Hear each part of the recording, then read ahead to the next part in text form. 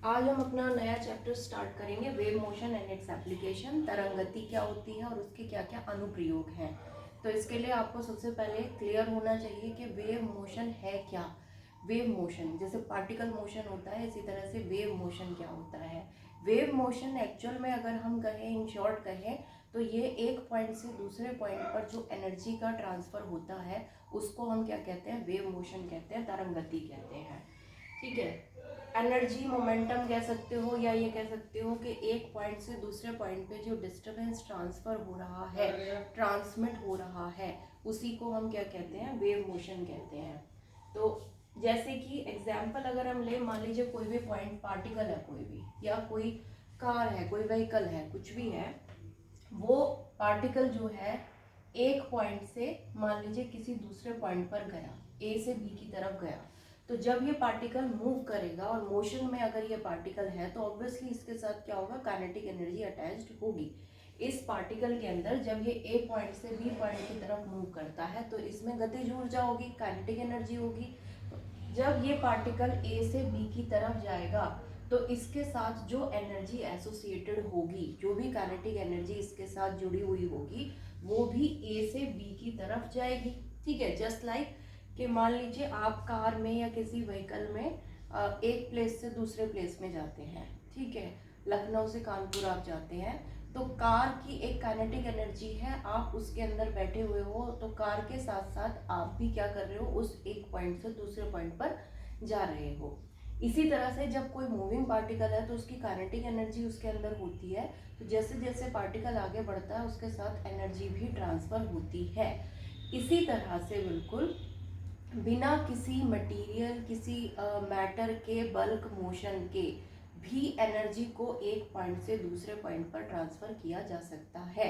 यहाँ पर क्या हो रहा है, पार्टिकल मूव कर रहा है, यानी कि एक मटेरियल है, एक मास है जो मूव कर रहा है, और उसके साथ एनर्जी भी क्या हो रही है, एक पॉइंट से दूसरे पॉइंट पे ट्रांसफर हो रही है। लेकिन बिना किसी बल्क मोशन के, किसी मटेरियल के बिना किसी मोशन के भी, मटेरियल बॉडी के बिना किसी मोशन के भी हम एनर्जी को एक पॉइंट से दूसरे पॉइंट पे ट्रांसफर कर सकते हैं। और इस तरह का जो ये ट्रांसफर वाला मोशन होता है, इसी को हम क्या कहते हैं, वेव मोशन कहते हैं। ठीक है। जैसे कि एग्जाम्पल अगर हम लें, sound produce by the speaker. मान लो यहाँ पर क्या है, कोई सोर्स है साउंड की, कोई भी यहाँ पर स्पीकर रखा हुआ है, तो जब स्पीकर से साउंड प्रोड्यूस होगा तो उसमें क्या होता है, जब स्पीकर से साउंड प्रोड्यूस होगा तो एक एनर्जी निकलती है, जिससे क्या होगा, जो एयर स्पीकर के पास है उसके मॉलिक्यूल्स क्या करेंगे, उस एनर्जी को एब्जॉर्ब कर लेते हैं, और उसकी वजह से उनका जो ऑसिलेशन होता है या उनके अंदर एक डिस्टरबेंस क्रिएट हो जाता है। मान लो यहाँ पर जो पार्टिकल, कोई ऐसे ही इमेजिन कर लिया, यहाँ पर एयर में कोई पार्टिकल था, जब इस पे ये एनर्जी स्ट्राइक करेगी तो इसकी जो दोलन करने की ये आवृत्ति होगी, ये आयाम होगा, ये बढ़ जाएगी। ठीक है। यानी कि ये एनर्जी एब्जॉर्ब कर लेगा, जिससे क्या होगा, ये आगे वाले पार्टिकल से टकराएगा, और क्या करेगा, टकरावट में, यानी कि जब कोलिजन होगा तो कोलिजन में कुछ एनर्जी अपनी जो है वो आगे वाले पार्टिकल को ट्रांसफर कर देगा। अब ये वाइब्रेट करने लगेगा पहले से ज़्यादा एनर्जी से, ये आगे वाले पार्टिकल पे टकराएगा, अब ये भी पार्टिकल वाइब्रेट करने लगेगा पहले से ज़्यादा एनर्जी से। धीरे धीरे ये डिस्टरबेंस जो होगा वो आगे की तरफ मूव करता चला जाएगा। हालांकि पार्टिकल्स वही हैं, पार्टिकल मूव नहीं कर रहे, सिर्फ उनमें क्या हो रहा है, एनर्जी ऑब्जॉर्व हो रही है, जिसकी वजह से उनका वाइब्रेशन जो है उसकी एनर्जी बढ़ जा रही है। तो वो एनर्जी क्या कर रहे हैं, जब आगे वाले से टकरा रहे हैं तो आगे वाले को ट्रांसमिट कर रहे हैं। धीरे धीरे जो भी यहाँ पर लिसनर होगा उसके कानों तक ये साउंड जो होता है प्रोड्यूस पहुंच जाता है इसमें। लेकिन एयर के जो भी मॉलिक्यूल्स हैं वो स्पीकर से लिसनर तक मूव नहीं करते हैं, सिर्फ एक डिस्टरबेंस होता है जो स्पीकर से लिसनर की तरफ मूव करता है। ठीक है। क्योंकि यहाँ पर क्या हो रहा है, एनर्जी ट्रांसफर हो रही है, मटेरियल का कोई बल्क मोशन नहीं हो रहा है। तो इस ये भी क्या है, एक तरह की वेव होती है। That means sound is a kind of wave. That means sound क्या करता है, एनर्जी को ट्रांसफर करता है in the form of wave. ठीक है। ये हो गई। दूसरा एग्जाम्पल अगर हम इसका लेना चाहें, वाटर सरफेस है, मान लो कोई पॉन्ड है, तालाब है, कोई शांत तालाब है, या किसी टब में आप पानी ले लो और जो वो बिल्कुल शांत हो, और आप क्या करो, उसके बीच में एक स्टोन फेंक दो, बिल्कुल बीच में। तो जब आप इसमें एक स्टोन ड्रॉप करोगे बीच में, तो क्या होता है, कंसेंट्रिक लेयर्स इस तरह से बन जाती हैं, लहरें उठती हैं, ये इस तरह से ये मूव करती हैं, जो कि बाहर की तरफ जाएंगी, किनारों की तरफ जाती है। तो यहाँ पर भी क्या हो रहा है कि जब आपने यहाँ पर स्टोन को फेंका तो उससे क्या हुआ, रिपल्स प्रोड्यूस हो गए वाटर के सरफेस पे, जिनकी डायरेक्शन क्या सी होती है, बाहर की तरफ होती है। होता क्या है, मान लो इस पॉइंट पर कोई भी जो भी वाटर के मॉलिक्यूल्स थे, तो यहाँ पर जब आपने स्टोन को डाला तो एनर्जी ट्रांसफर हुई उस स्टोन के साथ। वो बॉडी है, जब वो मूव करके वाटर के अंदर जाएगी तो अपने साथ एक एनर्जी लेकर जाएगी, तो वो एनर्जी ट्रांसफर हो गई वाटर के सरफेस पर। तो जब वो वाटर के सरफेस पर ट्रांसफर हो जाती है तो यहाँ से क्या होगा, जो मॉलिक्यूल्स इस पॉइंट के पास होंगे वो इस एनर्जी को एब्जॉर्ब करेंगे, और एब्जॉर्ब करने की वजह से, क्योंकि पार्टिकल इसमें कैसे गिरा है, सीधे की तरफ, नीचे की तरफ ऐसे गिरेगा, तो एक इसी डायरेक्शन में मोमेंटम इनको क्या मिलता है, वाटर पार्टिकल्स को मिल जाता है, जिसकी वजह से ये ऊपर नीचे मोशन करने लगते हैं। तो हमें ऐसा लगता है जैसे लहरें जो है ऊपर से नीचे इस तरह से उठ रही हैं। हालांकि जो वाटर के मॉलिक्यूल्स होते हैं वो अपनी ही पोजीशन पे अप डाउन मोशन करते हैं। हमें लगता क्या है कि ये बाहर की तरफ जा रहे हैं, दैट मीन्स वेव की डायरेक्शन ये होती है, लेकिन जो पार्टिकल्स का मोशन होता है वो इससे परपेंडिकुलर यहाँ पर होता है। तो ये भी क्या है, एक तरह का ये मटेरियल के अंदर वेव मोशन है। यहाँ पे भी जो पार्टिकल्स हैं वो एक पॉइंट से दूसरे पॉइंट पर नहीं जा रहे हैं, सिर्फ उनकी एनर्जी एक पॉइंट से दूसरे पॉइंट पर ट्रांसफर हो रही है। तो इसको हम क्या कहते हैं, वेव मोशन, तरंग गति कहते हैं। तो इन शॉर्ट तरंग गति क्या है, किसी भी एक पॉइंट से दूसरे पॉइंट पर स्पेस में, एक पॉइंट से दूसरे पॉइंट पर जो एनर्जी का ट्रांसफर होता है या जो डिस्टर्बेंस ट्रांसफर हो रहा है बिना किसी मटेरियल के बल्क मोशन के, उसको हम कहते हैं वेव मोशन। आपने देखा वेव मोशन क्या होता है, वेव मोशन क्या है एक्चुअल में, जो डिस्टरबेंस होता है वो एक पॉइंट से दूसरे पॉइंट पे मूव करता है, उसको हम क्या कहते हैं, वेव मोशन कहते हैं। इसी में आता है वेव पल्स क्या होती है। वेव पल्स एक तरह से आप कह सकते हैं कि जब डिस्टरबेंस जो होता है वो किसी पर्टिकुलर टाइम में स्पेस के एक स्मॉल पोर्शन में ही लोकलाइज्ड होता है, यानी कि एक किसी पर्टिकुलर टाइम में स्पेस के एक स्मॉल पार्ट में ही अगर डिस्टरबेंस हो रहा है तो उसको आप क्या कहते हो, वेव पल्स कहते हो। फॉर एग्जाम्पल हमने एक ये ले ली, एक ये स्ट्रिंग है, रस्सी है, इसको राइट साइड पे हमने वॉल से बांध दिया है और लेफ्ट साइड पे अपने हाथ से पकड़ लिया। हम इसको स्ट्रेच करके रखते हैं, खींच के रखते हैं। खींचने के बाद हमने क्या करा, इसको हल्का सा झटका दिया ऊपर की तरफ, ताकि एक बम्प यहाँ पे इस तरह से रस्सी में क्रिएट हो जाए। तो जब एक झटका देंगे, एनर्जी कंटिन्यूस इसमें सप्लाई नहीं कर रही है, ऐसा नहीं है कि इसको कंटिन्यूसली एनर्जी दे, सिर्फ हमने क्या करा, एक बम्प दिया, तो यहाँ पर एक बम्प क्रिएट हो गया। तो ये क्या करेगा, वापस अपनी पोजीशन को यहाँ पर अटेन कर लेगा, और ये जो डिस्टरबेंस होगा वही आगे की तरफ ट्रांसफर हो जाएगा। फिर ये भी क्या करेगा, वापस अपनी ओरिजिनल पोजीशन को रिगेन कर लेगा, और ये जो बम्प था यानी कि ये जो डिस्टरबेंस था वो आगे की तरफ ट्रांसफर हो जाएगा, जब तक कि ये राइट साइड पर नहीं पहुंच जाता। यानी कि किसी एक पर्टिकुलर टाइम पर एक ही जगह पर क्या देखने को मिल रहा है, यहाँ पर डिस्टरबेंस देखने को मिल रहा है। तो इस तरह का जो मोशन होता है उसको हम क्या कहते हैं, वेव पल्स कहते हैं। इसी तरह से वेव ट्रेन या पैकेट क्या है, जब सोर्स जो है वो कंटिन्यूसली एनर्जी प्रोवाइड करे और इस तरह का मोशन जो हो वो कंटिन्यूसली इस तरह से प्रोड्यूस होता रहे, तो इसको हम क्या कहें, यानी कि सेवरल टाइम प्रोड्यूस हो, एक टाइम में एक साथ कई जगह पर यहाँ पर डिस्टर्बेंस देखने को मिल रहा है, तो इस तरह के मोशन को हम क्या कहते हैं, वेव ट्रेन या वेव पैकेट कहते हैं, और इसको हम क्या कहते हैं, वेव पल्स कहते हैं। हालांकि दोनों ही केसेस में स्ट्रिंग अपनी जगह से मूव नहीं कर रही है, सिर्फ इसका जो एक पोर्शन है वो अप एंड डाउन मोशन कर रहा है। स्ट्रिंग जो है वो अपनी जगह पर ही है, सिर्फ एनर्जी या कह सकते हो जो डिस्टरबेंस है वो एक पॉइंट से दूसरे पॉइंट पर ट्रांसफर हो रहा है। दैट मीन्स अगर कोई जो भी डिस्टरबेंस है वो किसी एक पर्टिकुलर टाइम पर एक स्मॉल पार्ट के लिए लोकलाइज्ड है तो आप उसको वेव पल्स कहोगे। और अगर ये जो डिस्टरबेंस है वो एक टाइम में रिपीट हो रहा है कई जगह पर, तो इसको हम कहते हैं वेव ट्रेन या वेव पैकेट। नेक्स्ट आपका आता है क्लासिफिकेशन ऑफ वेव्स, यानी कि वेव्स तरंगों को आप कैसे उनका वर्गीकरण किस तरह से कर सकते हो।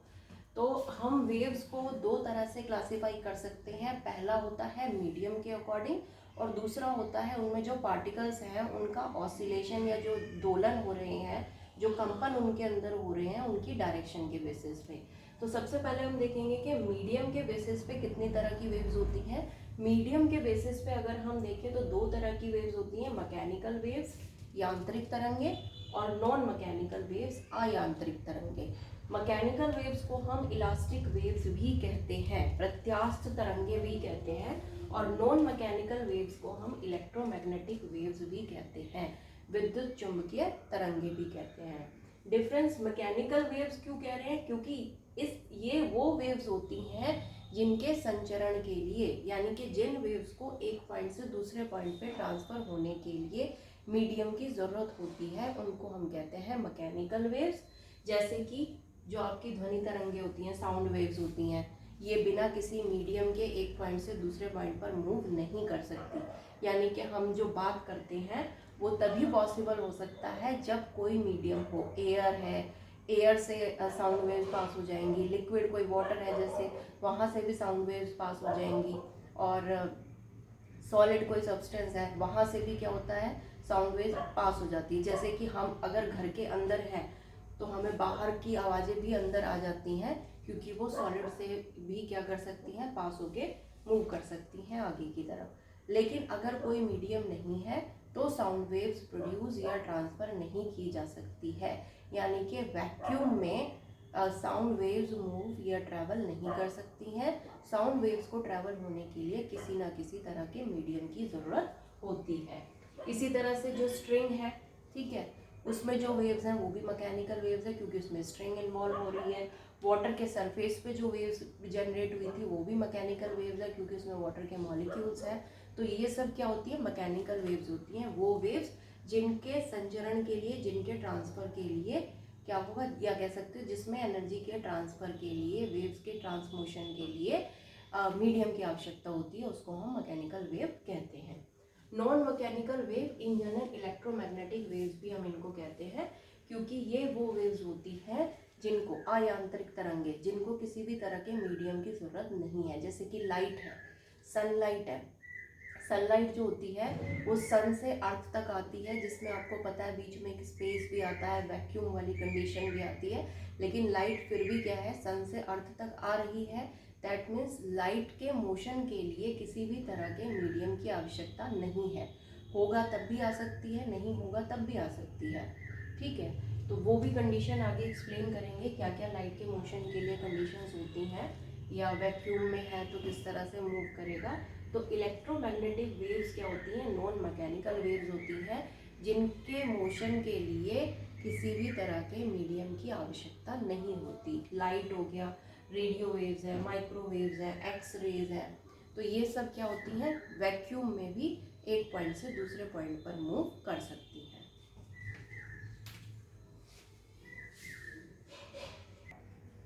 दूसरा हम वेव्स को क्लासिफाई कर सकते हैं उनके जो पार्टिकल्स हैं, ठीक है। अगर हम मैकेनिकल वेव्स ले रहे हैं तो मैकेनिकल वेव्स में क्या होता है, पार्टिकल्स में कंपन होता है, वाइब्रेट करते हैं, ठीक है।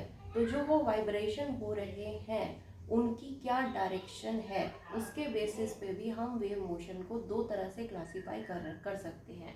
जैसे कि अगर वेव जो कंपन हो रहे हैं पार्टिकल्स में, वो वेव की डायरेक्शन में ही हो रहे हैं, यानी कि जिस डायरेक्शन में वेव आगे की तरफ बढ़ रही है उसी डायरेक्शन में पार्टिकल्स में, कणों में क्या हो रहा है, कंपन हो रहा है, ऑसिलेशन हो रहा है, उसी से पैरेलल हो रहा है, तो उसको हम क्या कहते हैं, लॉन्गिट्यूडनल वेव कहते हैं, अनुदैर्ध्य तरंगे कहते हैं।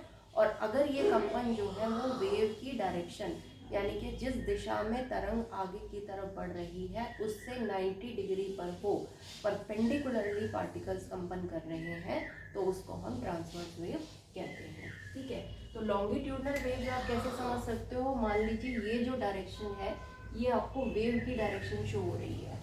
ठीक है, तो अगर यहाँ पर जब ये वेव गुजरे तो जो पार्टिकल्स में कंपन है, ये मान लो यहाँ पे कोई पार्टिकल है, इसमें जो कंपन है वो इसकी डायरेक्शन के पैरेलल हो। अब ये क्या करेगा, आगे वाले पार्टिकल को डिस्टर्ब करेगा। तो ये यानी कि यहाँ पर जो कंपन हो रहे हैं वो इस डायरेक्शन में हो रहे हैं और वेव का मोशन भी इसी डायरेक्शन में है। तो इस तरह की वेव्स को हम क्या कहते हैं, लॉन्गिट्यूडनल वेव्स कहते हैं, अनुदैर्ध्य तरंगे कहते हैं। ये जो यहाँ पर ये मोशन कर रही है, ऑसिलेशन यानी कि जो हार्मोनिक, जो आवर्त गति कर रही है, आप एक सिंपल वर्ड में या एक आइडियल फॉर्म में क्या कह सकते हो, अगर जो मीडियम के पार्टिकल्स हैं उनका सिंपल हार्मोनिक मोशन, सरल आवर्त गति वेव की डायरेक्शन में ही हो रही है, तो हम इसको कहते हैं लॉन्गिट्यूडनल वेव्स, अनुदैर्ध्य तरंगे। जैसा कि हमें साउंड वेव्स में ये seismic P waves, seismic P waves क्या है, भूकंपीय पी वेव्स, जो पी तरंगे होती हैं उनको सिस्मिक पी वेव्स कहते हैं। तो इनके अंदर क्या होता है, लॉन्गिट्यूडनल वेव्स मोशन ही देखने को मिलता है। या कह सकते हो लॉन्गिट्यूडनल वेव मोशन का एग्जाम्पल क्या है, साउंड वेव्स है, और सिस्मिक पी वेव्स भी क्या है, इसी का एग्जाम्पल है। एक स्प्रिंग लेके आप समझ सकते हो कि लॉन्गिट्यूडनल वेव्स में किस तरह से मोशन होता है। ठीक है, एक्चुअल में जो लॉन्गिट्यूडनल वेव्स होती हैं वो दो फैक्टर्स की हेल्प से आगे की तरफ मूव करती है। एक होता है कंप्रेशन और दूसरा होता है रेयर फ्रैक्शन। ठीक है, कंप्रेशन यानी कि संपीड़न और रेयर फ्रैक्शन यानी कि विरलन। तो जो लॉन्गिट्यूडनल वेव्स होती हैं वो विरलन और संपीड़न के रूप में आगे की तरफ बढ़ती हैं। लॉन्गिट्यूडनल वेव्स क्या करती हैं, कंप्रेशन और रेयर फ्रैक्शन की फॉर्म में आगे की तरफ मूव करती हैं। कैसे होगी, मान लो हमने क्या करा, एक स्प्रिंग को का एक सिरा जो है वो दीवार से हमने बांध दिया, उसको रिजिड कर दिया, और दूसरा सिरा जो है उसको पकड़ के खींचा। तो जब हम इसको खींचेंगे तो ये स्प्रिंग आगे पीछे की तरफ मोशन करेगी। उसमें क्या होगा, अगर हम ध्यान से देखें तो ये जो स्प्रिंग के सर्कल्स हैं उनका क्या होगा, कहीं कहीं पर ये सर्कल्स एक दूसरे के बहुत ज़्यादा पास आ जाएंगे और कहीं कहीं पर ये क्या करेंगे, दूर चले जाएंगे, जब ये स्प्रिंग का मोशन आगे और पीछे की तरफ होगा। तो ये वो रीज़न जहाँ पर स्प्रिंग के ये सर्कल एक दूसरे के पास आ गए हैं उसको हम कंप्रेशन कहते हैं, और जहाँ पर ये सर्कल्स एक दूसरे से दूर चले गए हैं उसको हम रेयर फ्रैक्शन कहते हैं। तो एक तरह से हम ये कह सकते हैं कि लॉन्गिट्यूडनल वेव्स जो होती है ये लॉन्गिट्यूडनल अनुदैर्ध्य तरंगे जो होती हैं ये कंप्रेशन, संपीड़न और रेयर फ्रैक्शन, विरलन से मिलकर बनती है। तो कंप्रेशन एक्चुअल में क्या होता है, मीडियम का वो रीजन होता है जहाँ से जब कोई भी वेव पास होती है तो वहाँ पर क्या हो जाता है, जो पार्टिकल्स होते हैं मीडियम के वो एक दूसरे के पास आ जाते हैं। तो बेसिकली हम देखें कंप्रेशन क्या होता है, संपीड़न क्या होता है, मीडियम का वो हिस्सा होता है जहाँ से जब वेव पास होती है तो उस पोर्शन में, उस रीजन में जो पार्टिकल्स होते हैं मीडियम के वो एक दूसरे से बहुत ज़्यादा क्लोज हो जाते हैं। या ये मान सकते हो, मान लो इस तरह से पार्टिकल्स ऐसे ही एक पिक्चराइजेशन ले रहे हैं, इस तरह से पार्टिकल्स प्रेजेंट थे। जब वेव पास होगी तो कंप्रेशन वो हिस्सा हो जाएगा जहाँ पे पार्टिकल्स के बीच की दूरी बहुत ही कम हो जाएगी, यानी कि जो नॉर्मल दूरी थी उनकी, जो उनका नॉर्मल डिस्टेंस था पार्टिकल्स के बीच का, उससे कम डिस्टेंस यहाँ पर हो जाता है। तो कम डिस्टेंस होने का मतलब क्या हुआ, वॉल्यूम घट जाएगा और उस रीजन का जो वॉल्यूम होगा, आयतन होगा, वो घट जाएगा और उसकी डेंसिटी जो होगी वो बढ़ जाती है। रेयर फ्रैक्शन क्या होता है, रेयर फ्रैक्शन मीडियम का वो हिस्सा होता है जहाँ से जब वेव पास होती है तो उस रीजन पे जो पार्टिकल्स होते हैं, जो कण होते हैं, उनके बीच की दूरी, उनके बीच की जो नॉर्मल डिस्टेंस था, जो उनके सामान्य दूरी जो थी उनके बीच की, उससे ज़्यादा हो जाती है। यानी कि अगर नॉर्मल डिस्टेंस ये है तो पार्टिकल्स के बीच की इस तरह से दूरी जो है वो पहले के कंपैरिजन में बढ़ गई। यानी कि इस केस में रेयर फ्रैक्शन में क्या होगा, वॉल्यूम बढ़ जाएगा और डेंसिटी घट जाएगी। तो लॉन्गिट्यूडनल वेव्स जो होती हैं वो कंप्रेशन और रेयर फ्रैक्शन की फॉर्म में आगे की तरफ मूव करती हैं। कंप्रेशन वो हिस्सा होता है मीडियम का जहाँ से जब वेव्स पास होती हैं तो उसके जो पार्टिकल्स होते हैं मीडियम के, जो कण होते हैं, वो एक दूसरे के ज़्यादा पास आ जाते हैं। और रेयर फ्रैक्शन वो हिस्सा होता है जहाँ पे मीडियम के पार्टिकल्स एक दूसरे से ज़्यादा दूर चले जाते हैं। यानी कि कंप्रेशन वाले हिस्से में डेंसिटी बढ़ जाएगी, वॉल्यूम कम हो जाएगा, लेकिन रेयर फ्रैक्शन वाले हिस्से में वॉल्यूम बढ़ जाएगा बट डेंसिटी कम हो जाती है। अगर शॉर्ट में देखें लॉन्गिट्यूडनल वेव्स की क्या क्या प्रॉपर्टीज होती हैं, तो इसके क्या क्या गुण हैं। सॉलिड, लिक्विड, गैस, किसी भी तरह के मीडियम में लॉन्गिट्यूडनल वेव्स ट्रैवल कर सकती हैं। इसमें जो पार्टिकल्स होते हैं उनका जो ऑसिलेशन होते हैं, उनमें जो कंपन होते हैं वो वेव के मोशन की डायरेक्शन के में ही होते हैं। ये लॉन्गिट्यूडनल वेव्स जो होती है वो कंप्रेशन और रेयर फ्रैक्शंस की फॉर्म में मूव करती हैं। जहाँ पे कंप्रेशन वो हिस्सा होता है रीजन का जहाँ से जब वेव्स पास होती हैं तो वहाँ के जो पार्टिकल्स होते हैं वो एक दूसरे के ज़्यादा पास आ जाते हैं, जिसकी वजह से प्रेशर और डेंसिटी उस रीजन की बढ़ जाती है। उसी तरह से रेयर फ्रैक्शन मीडियम का वो रीजन होता है जहाँ से जब वेव पास होती है तो वहाँ के जो मॉलिक्यूल्स या पार्टिकल्स होते हैं वो एक दूसरे से ज़्यादा दूर चले जाते हैं, जिसकी वजह से उस रीजन का प्रेशर और डेंसिटी जो होती है वो पहले से घट जाती है। तो ये आपकी क्या है, लॉन्गिट्यूडनल वेव्स है। नेक्स्ट, पार्टिकल्स का जो ऑसिलेशन हो रहा है, दोलन हो रहा है, उसके बेसिस पे हम वेव्स को, जो दूसरी इसकी फॉर्म होती है वो है ट्रांसवर्स वेव, अनुप्रस्थ तरंगे। अनुप्रस्थ तरंगे क्या होती हैं, मान लीजिए ये क्या है, वेव की डायरेक्शन है। तो यहाँ पे अगर पार्टिकल्स हैं तो पार्टिकल्स में जो दोलन होगा, जो कंपन होगा, वो इस वेव की डायरेक्शन के परपेंडिकुलर डायरेक्शन में होगा। जैसे कि आपका किस में हुआ था, वाटर के सरफेस पे था, जब आपने स्टोन को डाला तो जो लहरें थी वो ऊपर नीचे इस तरह से उठ रही हैं, यानी कि जो वाटर के मॉलिक्यूल्स हैं वो ऊपर नीचे मूव कर रहे हैं, लेकिन वेव आगे की तरफ, किनारों की तरफ मूव कर रही है। या रस्सी है, स्ट्रिंग है, स्ट्रिंग के अंदर जो वेव्स प्रोड्यूस हुई उसमें क्या था, वेव आगे की तरफ मूव कर रही है, लेकिन जो रस्सी है वो ऊपर नीचे मूव कर रही है, तो वो भी क्या है, ट्रांसवर्स वेव है। तो ये दोनों एग्जाम्पल्स तो हो गए मैकेनिकल वेव्स के। दूसरा इसके अंदर एक इम्पॉर्टेंट एग्जाम्पल आता है इलेक्ट्रोमैग्नेटिक वेव्स, विद्युत चुंबकीय तरंगे, जो कि बिना किसी मीडियम के ट्रैवल करती है और ये ट्रांसवर्स वेव्स होती हैं। यहाँ पर जो दोलन होता है, जो वाटर सरफेस या स्ट्रिंग का एग्जाम्पल लिया तो उनमें क्या था, वाटर सरफेस में जो मोमेंट हो रहा है वो वाटर के पार्टिकल्स के बीच में हो रहा है, यानी कि जो ऑसिलेशन हो रहा है। और स्ट्रिंग में हो रहा है मोशन, जो स्ट्रिंग के मॉलिक्यूल्स हैं वो ऊपर नीचे मूव कर रहे हैं।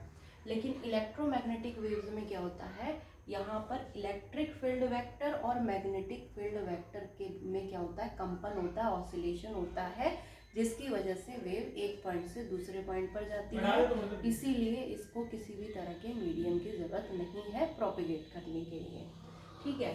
ट्रांसवर्स वेव जो होती हैं, जिस तरह से लॉन्गिट्यूडनल वेव जो है वो कंप्रेशन और रेयर फ्रैक्शन से मिलके बनती है, या कह सकते हो लॉन्गिट्यूडनल वेव्स कंप्रेशन और रेयर फ्रैक्शन की फॉर्म में आगे की तरफ बढ़ती है। कहीं पे दबाव पड़ता है और कहीं पे दबाव जो होता है वो कम हो जाता है। इसी तरह से ट्रांसवर्स वेव्स जो होती हैं वो क्रस्ट और ट्रफ की फॉर्म में आगे की तरफ बढ़ती है। एग्जाम्पल ले लेते हैं, जैसे रस्सी का मोशन था, ठीक है, ये हमने क्या करा, एक ग्राफ से शो कर दिया कि ये जो लाइन है आपकी, ये पार्टिकल्स के नॉर्मल लेवल को, जब आपने कोई डिस्टर्बेंस प्रोड्यूस नहीं किया है उस टाइम जो लेवल है, जो नॉर्मल लेवल है, उसको शो कर रही है। ठीक है। उसके बाद जब वेव मूव करने लगी है तो पार्टिकल्स का मोशन क्या होगा, ऊपर की तरफ, फिर उसी तरह से नीचे की तरफ, जैसे कि वाटर के सरफेस पे लहरें उठती हैं। ठीक है। तो ये क्या होगा, ये ऊपर की तरफ उठेगा और यहाँ से ये नीचे, ये क्या है, पार्टिकल्स का मोशन है, ऊपर नीचे जो हो रहा है।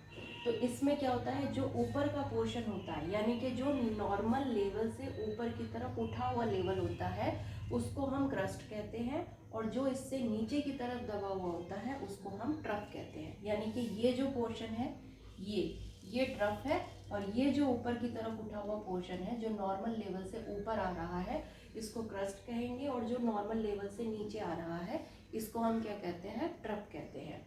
क्रस्ट का जो पॉइंट होता है यानी कि जो सेंटर होता है इसको हमने ए मान लिया, इसको हमने सी मान लिया। तो ये ए और सी जो है, जो सेंटर है क्रस्ट का, वो क्या कर रहा है, पार्टिकल्स का पॉजिटिव डायरेक्शन की तरफ मैक्सिमम डिस्प्लेसमेंट शो कर रहा है। इसी तरह से ट्रफ का जो सेंटर है, जैसे कि ये बी हो गया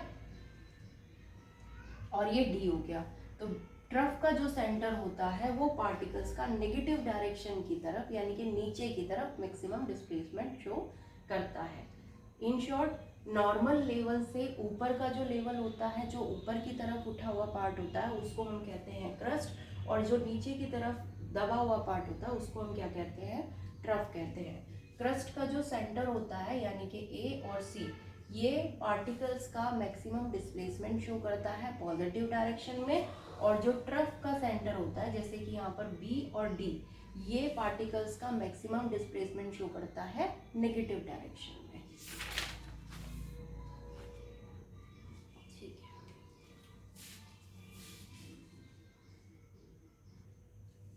अब अगर हम इसका प्रॉपर्टीज देखें ब्रीफ में, तो पहली प्रॉपर्टी क्या है कि अगर हम मीडियम की बात कर रहे हैं, ट्रांसवर्स वेव्स मीडियम में, तो वो या तो सॉलिड के अंदर हो सकती हैं या फिर लिक्विड के सरफेस पे हो सकती हैं, गैसेस में नहीं हो सकती, या फिर इलेक्ट्रोमैग्नेटिक वेव्स होंगी जिसमें कोई मीडियम नहीं चाहिए। अगर मैकेनिकल वेव्स का एग्जांपल लेना है ट्रांसवर्स वेव्स में, तो वो कैसी होंगी, सॉलिड में देखने को मिल सकती है और लिक्विड के सरफेस पे देखने को मिल सकती है ट्रांसवर्स वेव्स। दूसरी प्रॉपर्टी क्या है कि इसमें जो पार्टिकल्स होते हैं, मैकेनिकल जो वेव्स होंगी ट्रांसवर्स वेव्स, वो उनके जो पार्टिकल्स होंगे वो वेव की डायरेक्शन के परपेंडिकुलर डायरेक्शन में ऑसिलेट, कंपन करेंगे।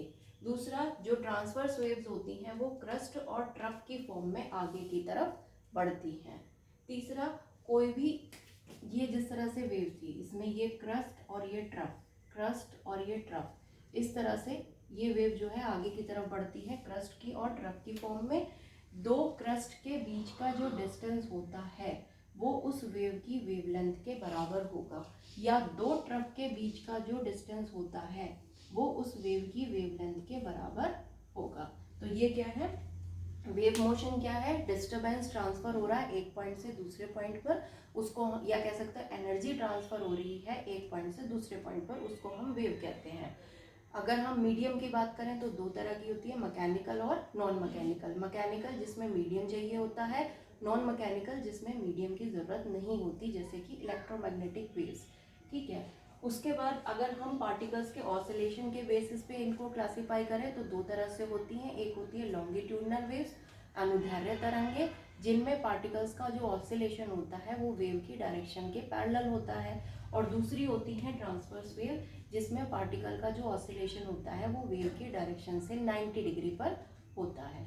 तो ये दो तरह से आप क्या कर सकते हो, वेव्स को क्लासीफाई कर सकते हो।